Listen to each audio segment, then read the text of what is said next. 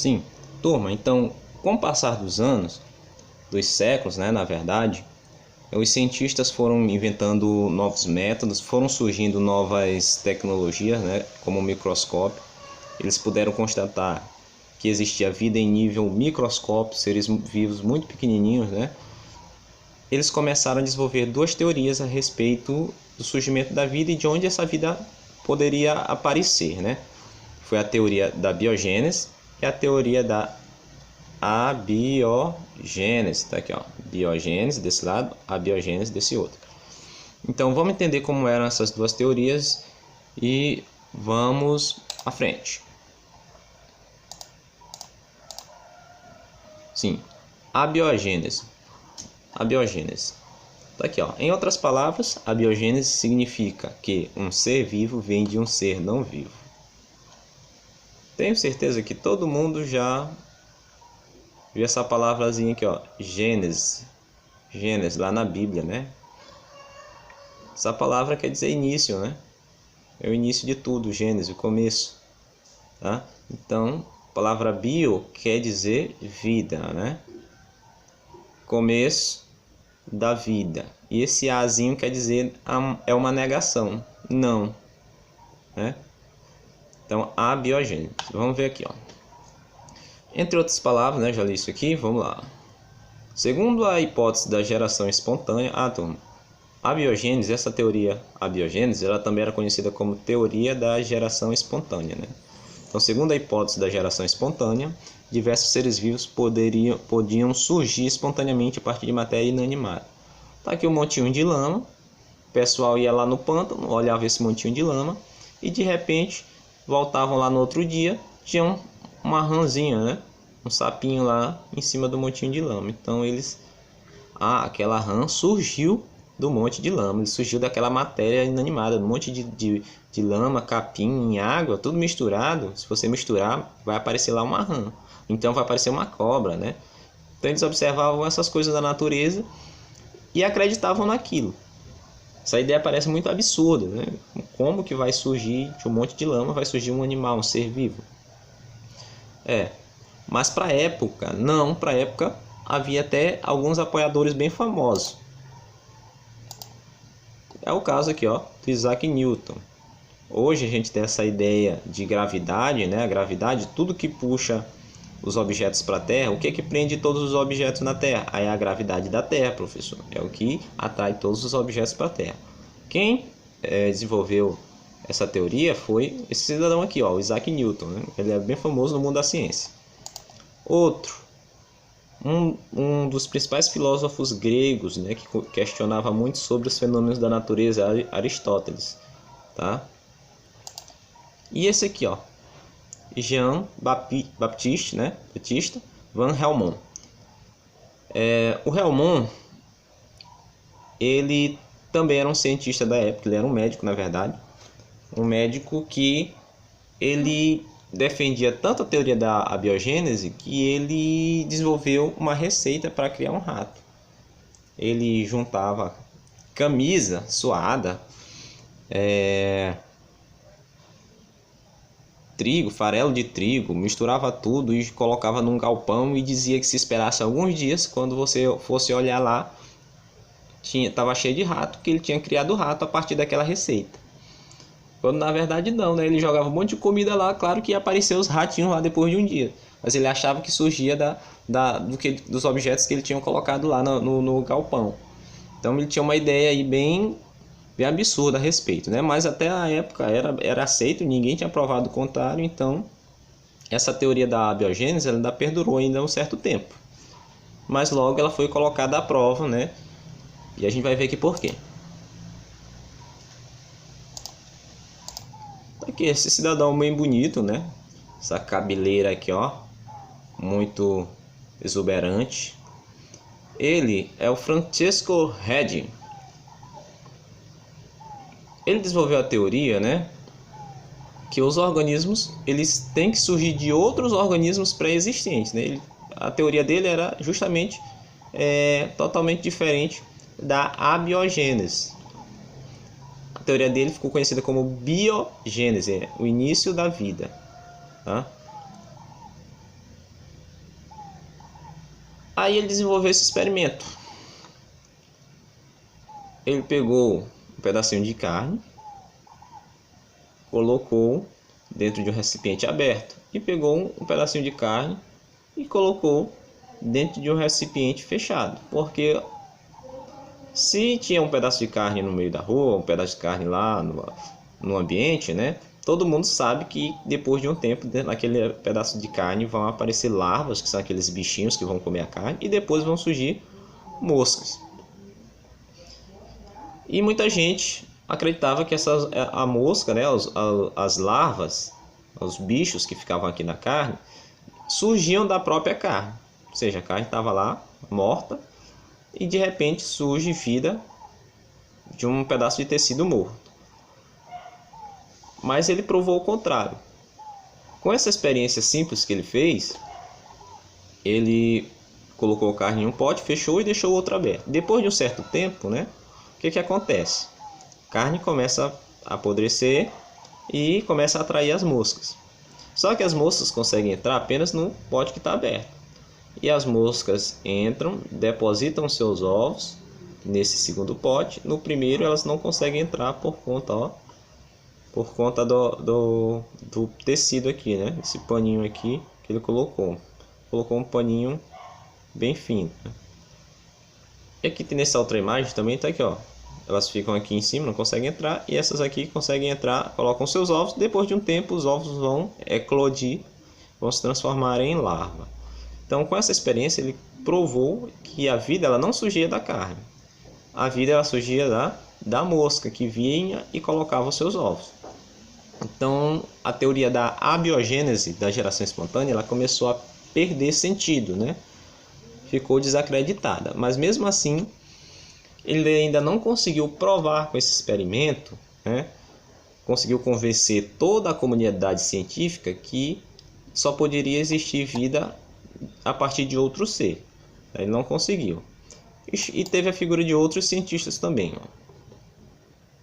Aqui eu tenho o John Needham, que é um inglês, e aqui eu tenho Lazzaro Spallanzani, que é um italiano, né? Eles dois, eles tinham uma espécie de disputa. Esse aqui, o John Needham, ele defendia a abiogênese, que a vida ela pode surgir de matéria inanimada. E o Lazzaro Spallanzani não, ele defendia a biogênese. E um ficava tentando provar que o outro estava errado. E eles desenvolveram duas experiências. Na experiência do John Needham, né, depois que foram descobertos que existiam seres microscópicos, bactérias e fungos, eles perceberam o seguinte: se você colocasse um caldo nutritivo, esse caldo aqui, ó, que está dentro desse vidrinho aqui, ó, que é chamado de Erlenmeyer, tá? É um vidrinho aí que a gente usa no laboratório. Então ele colocou um caldo nutritivo aqui, tá? O que é um caldo nutritivo? Que está cheio de substâncias nutritivas, né? Se tem substâncias nutritivas, claro que vai surgir vida dessas substâncias nutritivas. Então ele colocou aqui esse suco, esse caldo de substância nutritiva, um caldo nutritivo, e ele esperou. Depois de um certo tempo, o caldo estava cheio de bactérias, tá? Então ele deduziu que a vida surgiu do caldo. O caldo estava morto, né? Não tinha vida aqui, de repente aparece vida. Então a vida surgiu da matéria inanimada, defendendo a abiogênese. Aí o cidadão Spallanzani chegou e disse: não, essa vida já estava no caldo, ela só fez se desenvolver e aparecer aqui. Aí o que ele fez? John Needham, para derrubar Spallanzani, ele foi lá e ferveu o caldo, deixou lá alguns dias e de repente surgiu vida novamente. Então o que ele falou? Olha aí, Spallanzani, eu fervi o caldo, matei todos os micro-organismos que tinham aqui, então não tem mais vida no caldo, o caldo está morto. Deixei lá descansando por alguns dias, depois que eu voltei estava cheio de micro-organismos. Então esses micro-organismos surgiram do caldo inanimado, né? Só das substâncias nutritivas daqui. Ou seja, a biogênese está correta. Aí ele, calma, então eu vou fazer aqui outro experimento. Pegou, ferveu. Ainda tem uma coisa, dizem que o Needham ele não fervia suficientemente o caldo nutritivo dele. E esse aqui não, Spallanzani foi lá, fechou a vidraria dele aqui, ferveu bem esse caldo nutritivo, matando todos os micro-organismos, deixou ele tapadinho aqui, né? E aguardou alguns dias para ver se surgia vida aqui no caldo. E acabou que não surgiu, não apareceu nada, o caldo continuou lá inalterado. Então, com essa experiência, o Lázaro Spallanzani, ele trouxe mais fé para a biogênese, derrubando a teoria do John Needham da biogênese, derrubando essa experiência aqui dele, né? Então, depois desse embate entre os dois, a teoria da biogênese ganhou ainda mais respeito em cima da teoria da abiogênese. Tá, com a experiência de Spallanzani.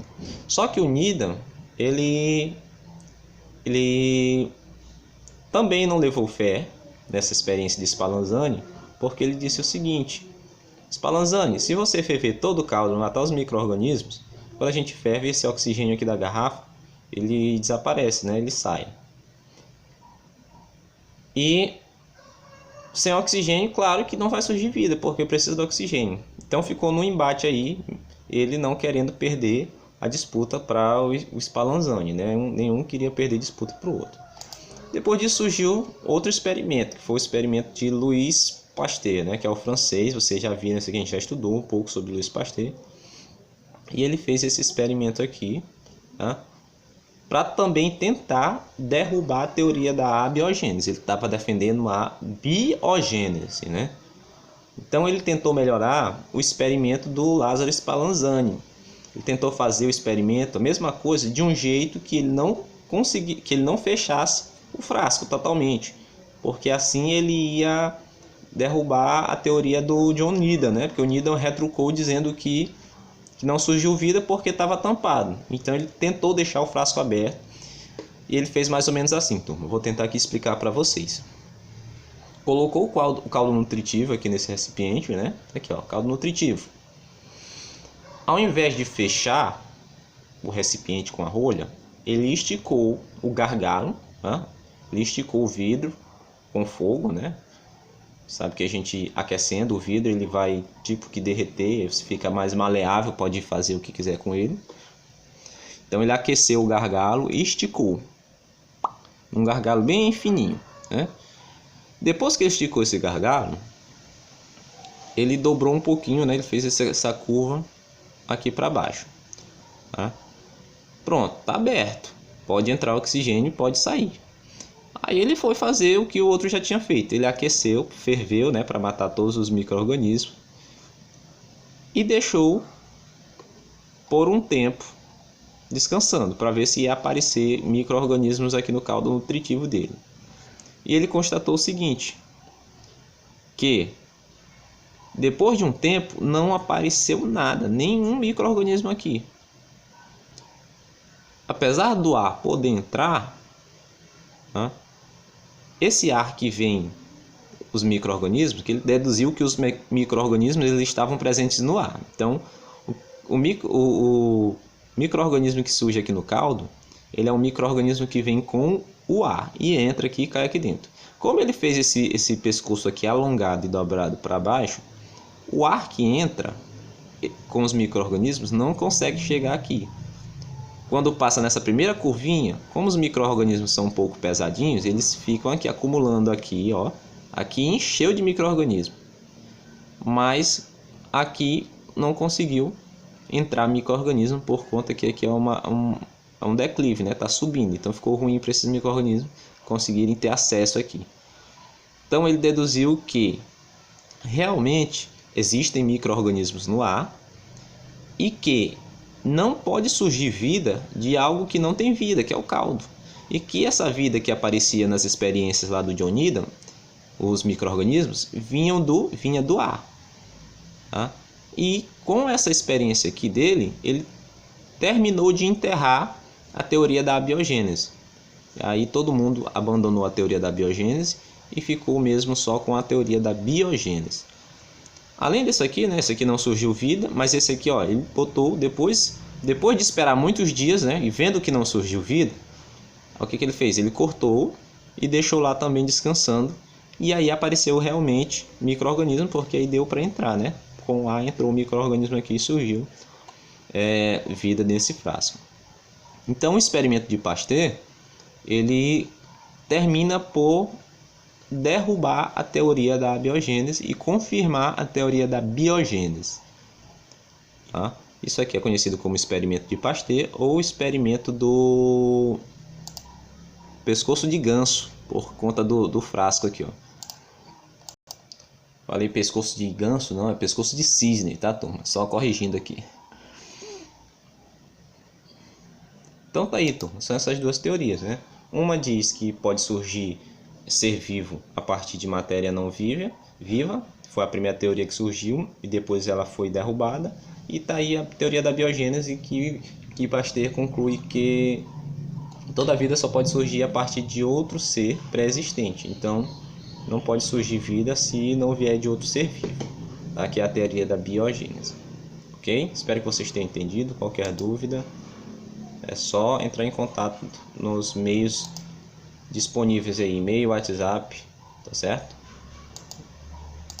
Para finalizar, nós temos aí a atividade da página 61.